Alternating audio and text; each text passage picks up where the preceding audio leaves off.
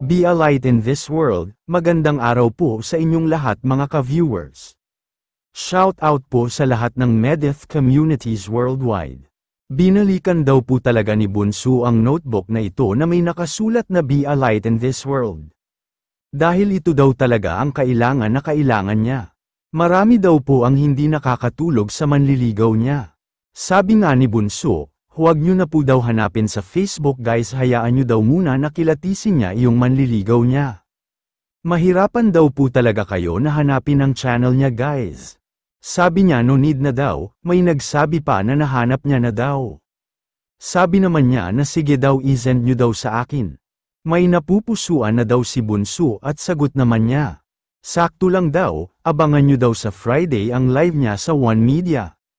Nangangailangan si Medeth ng 300 na tao with their names, email and phone numbers. Need niya para sa project sa school, kasi daw po sa marketing kailangan daw po nila mag-business. So kung magbi-business ka daw kailangan mo maghanap ng mga prospect buyers. So pinapahanap po kami ng 300 prospect buyers. Bukod pa daw yan sa pag-online selling niya, kaya nakikiusap siya sa Team Medeth. At sa lahat ng sumusuporta sa kanya, na kung pwede tulungan daw siya. Kinabukasan na pala ang deadline kaya talaga kailangan na niya makuha ang listahan.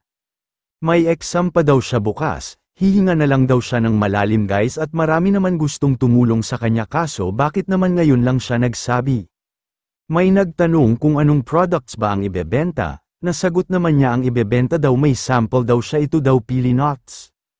Pero basket daw po ang ibebenta niya, dahil may hinahabol po silang quota guys dahil dyan daw po nakasalalay ang kanyang grades para sa finals. May nagsabi na malayo daw siya, sagot naman ni Medeth tita pwede po kayong bumili. Ay pa-giveaways na lang daw po kung hindi pwede ipadala sa inyo. Pwede din daw i-donate sa iba o ipadala sa family nyo dito sa Pinas. May nagsabi pa na huwag na daw mag-aral na natawa naman si Bunso nice advice daw. Help daw po natin si Bunso guys, may nagtanong kung magkano daw ba ang price. Sa isang basket daw ay may 7 na pili nuts at lagyan na lang daw niya ng mga freebies kagaya ng keychain, stickers daw niya, o ano daw ba gusto nyo guys sa ad pa ni Bunso. Mag-online selling daw po siya ng pili nuts lagyan niya daw po ng freebies para matuwa naman kayo guys dyan daw po nakasalalay ang grades niya. Support po natin si Bunso mga ka-viewers para po sa kinabukasan niya.